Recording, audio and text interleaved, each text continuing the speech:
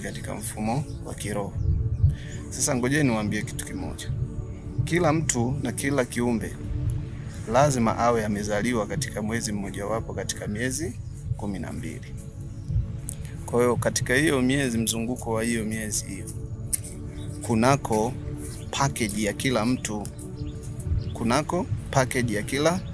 Nadhani hapo mnaniona vizuri. Kuna package ya kila kiumbe.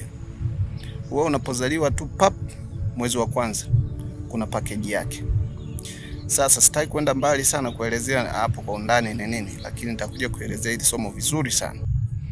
Lakini hii miezi 12, ambayo tunaizungumzia hapa kwa maana ya mfumo wa nyota za watu, zipo nyota 12 ambazo ziko sambamba na hii miezi 12 kutokana na mtu alivyozaliwa.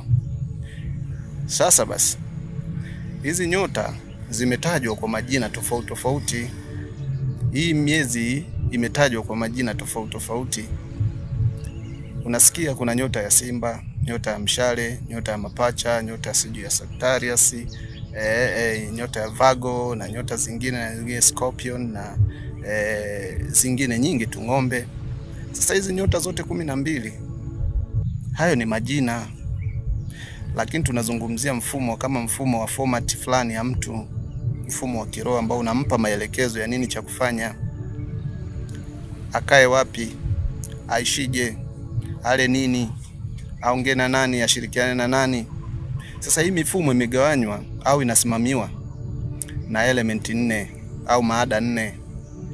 Hii mifumo 12, mwezi wa kwanza mpaka wa 12 inasimamiwa na maada 4, ambazo hizo maada ndizo zinazosababisha uhai uendelee kuwepo.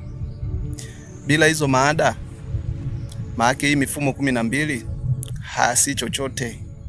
Kwa hiyo inaongozwa na maada 4. Ukishindwa kufahamu nyota yako, basi jitahidi kufahamu mada yako. Maada niliwahi kuitaja katika siku fulani hivi, niliwahi kuambia. Maada hizi ziko 4. Maada zenyewe ni moto, ardhi, upepo pamoja na maji. Ndio yanaongoza miezi 12 katika mzunguko wa mzunguko wa uzazi au mzunguko wa uzalishaji. Kwa hizi maada 4 zina kazi. Kwa kila binadamu lazima awe amezaliwa kwenye maada mojawapo.